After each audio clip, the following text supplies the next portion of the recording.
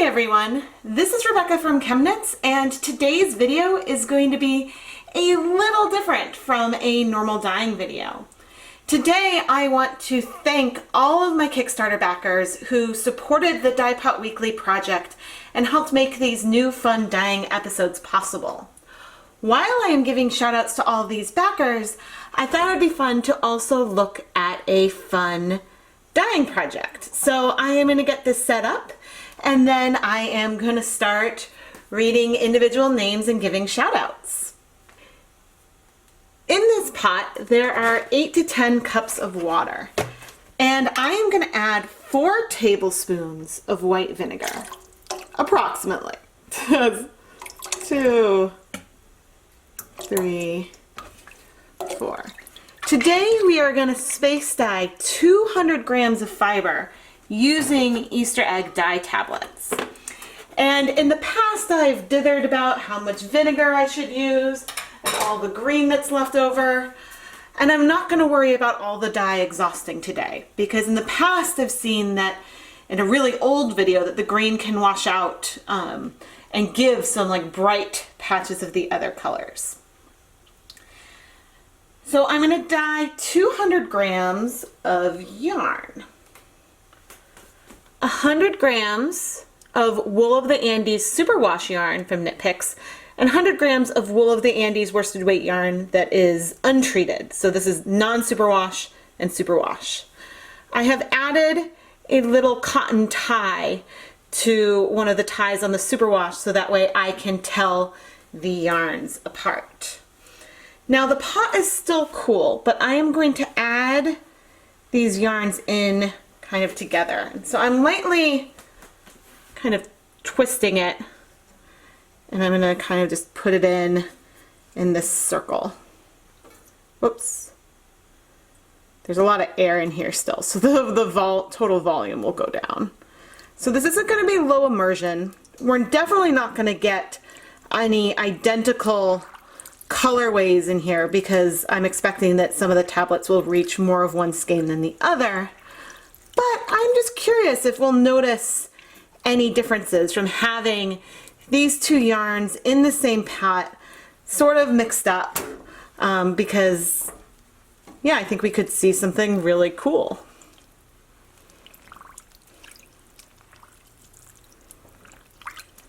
All right. So we are now totally submerged, and I am going to turn on the heat. Now I don't want to bring this to a rolling boil or anything, but once we're hot and we start seeing some bubbles, I will add the Easter egg tablets and then start giving you guys your shout outs. Today I plan to use a total of 15 dye pellets. These came from a POS Easter egg dyeing kit that had 5 colors, and these are at least, I would say at least 4 years old. But I've used some of the old ones and I know that they still have a lot of food coloring, so we will see what we get when we add them to the yarn. We are bubbling, so I am going to reduce the heat, and now I am going to add the dye tablets. I think I want to do the blue in this center, kind of poking these down a bit. Realized I wanted a paper towel. All right, and I'm going to add these other colors around the edges. Okay, so we've got our orange,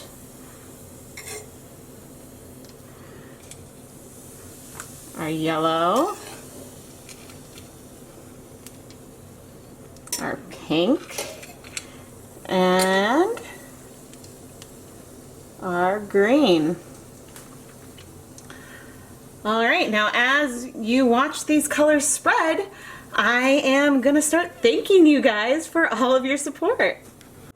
Hi Hi guys! Before I get started, I hope that you enjoy watching these colors spread out.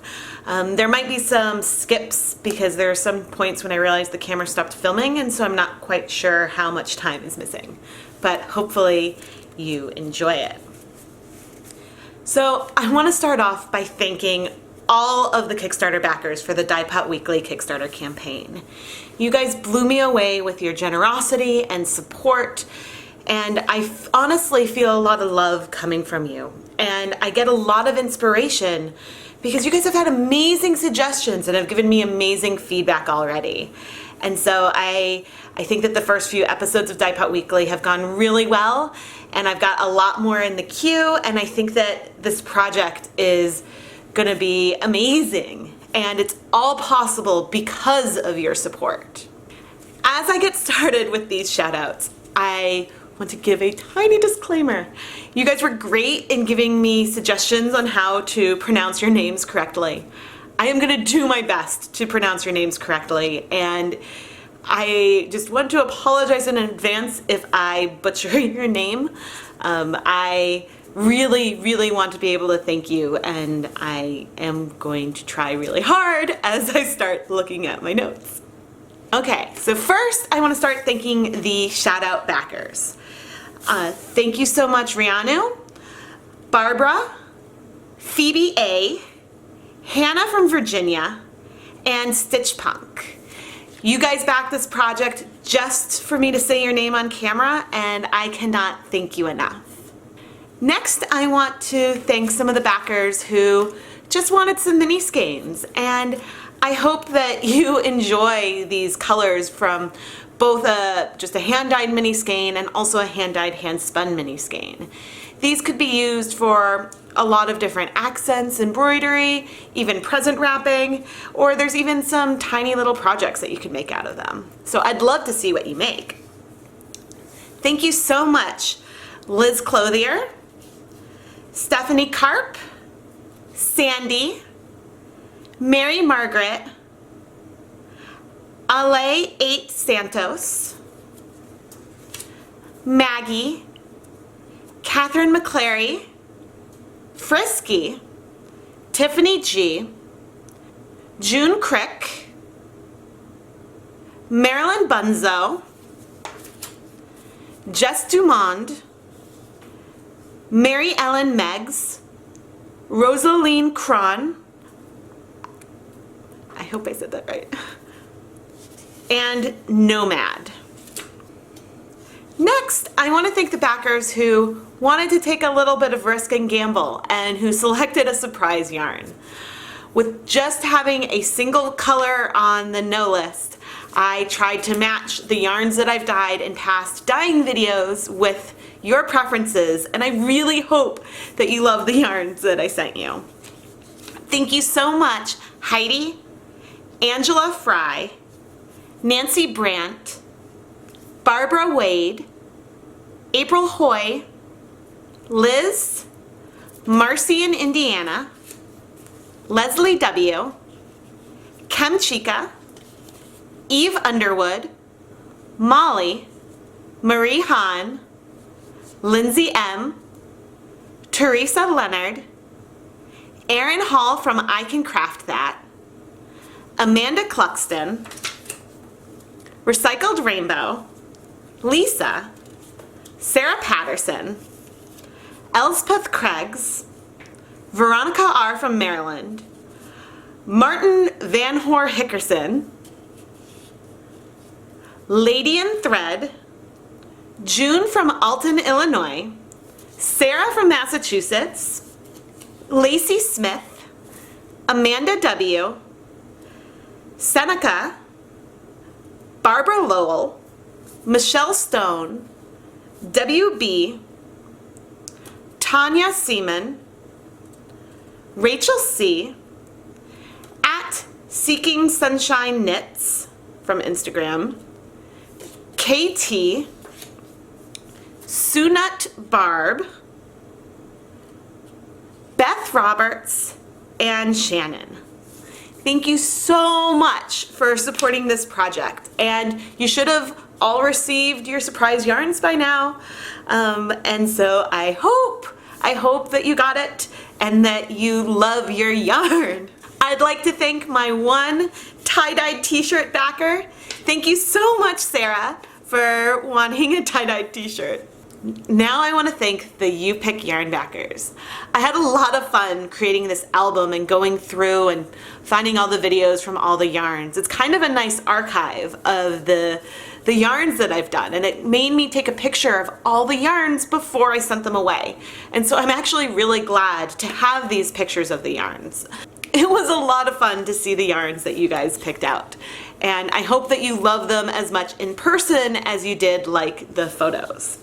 Thank you so much, Jill Gower, Megan, JC, Sharon aka Bronx Knitter, Christy Mail, Jackie Caustic, Orla, Miranda from Anchored Soul Studio, Rosamunda Carter, Tracy, Kelly Hansen, owner of On a Quest for Fiber, Anonymous, Christy in Alaska, Jackal Girl, and Maureen Bramberger. Thank you so much for all of your support. I am really excited to start filming the Sock Blank special. These backers gave more specific requests for colors and patterns, and I really hope that I can make your dream sock yarn and that you enjoy what I create. Thank you so much, Laura Mendez, Tabitha Carroll, Julie E, and Naomi. Thank you for all of your support. Sponsor level backers, thank you so much for believing in me enough to want to have your name in part of a Dyepot Weekly episode. It's really fun for me to film these episodes with you in mind and your color preferences and your yarn choices. And I really hope that you love not only your yarns, but the video that you helped make possible. I'd like to thank the following bronze sponsors: Deborah, Diane at Singing Wolf Dye Works, Tanya, CLFN, Elizabeth Teresa, Marilyn New, Sarah Berkey, C4 Studio, Madeline Turnipseed, and finally, an anonymous sponsor who asked that I give a shout out in support of the victims of recent earthquakes, hurricanes, and fires. Next, I would like to thank the silver level backers, who in addition to sponsoring the video will get a bonus surprise skein of yarn. Setting up your packages to give you these yarns has been a lot of fun, and I really hope that you love what you receive. Thank you so much, Little Bird Stitchery, Rachel Welgopolsky, Carly Lanners, Kelly Kienoff, Merrick, and Elisa. Thank you so much. Finally, I want to thank my Spin Into Gold backer, Marjorie, for reaching out and talking with me through this project and really giving me a lot of support and freedom as I dye your roving and spin your yarn. I hope that you love the yarn that I create for you, and I am just so honored that you supported me at this level. Finally, I want to thank everybody who either declined a shout out, wished to remain anonymous, and everyone also who wasn't able to contribute to this project but reached out to me and said that they wanted to support me in some way. Thank you so much from the bottom of my heart. Those of you that backed the cheer squad, you guys rock. Backing up Kickstarter project for $1 is kind of like giving it a thumbs up, and you know, it means that you believe even if you don't have a lot to contribute, and it meant a whole lot to me. I set out to do the Dyepot Weekly Kickstarter campaign with a goal of $1,000, and you guys smashed that goal and all of the stretch goals that I created. And I think that I will be able to go beyond the first 35 episodes. And instead of releasing one video a week, I've been releasing 2 videos a week. Sometimes there's 2 Dyepot Weekly episodes, sometimes it's 1 Dyepot Weekly episode and a bonus video, but it's been so much fun, and I feel so inspired to create more and more videos because each time I release a new video, you guys come and comment with questions, suggestions, and my list of ideas grows so much bigger with every episode that I create. So I look forward to the next year and the beautiful colors that we can create in 2018. Thank you so much for all of your support. And now let's go back to this dyeing project and see what kind of differences we got from space dyeing superwash yarn versus untreated yarn with Easter egg dye tablets.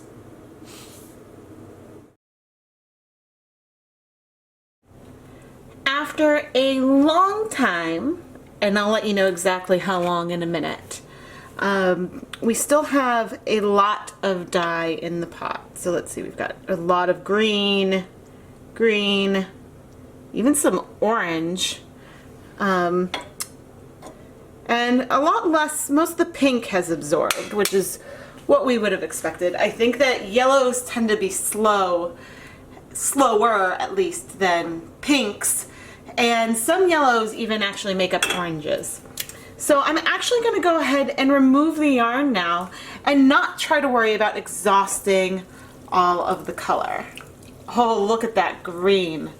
I am curious if we are going to notice any real differences between the superwash yarn and the, whoops.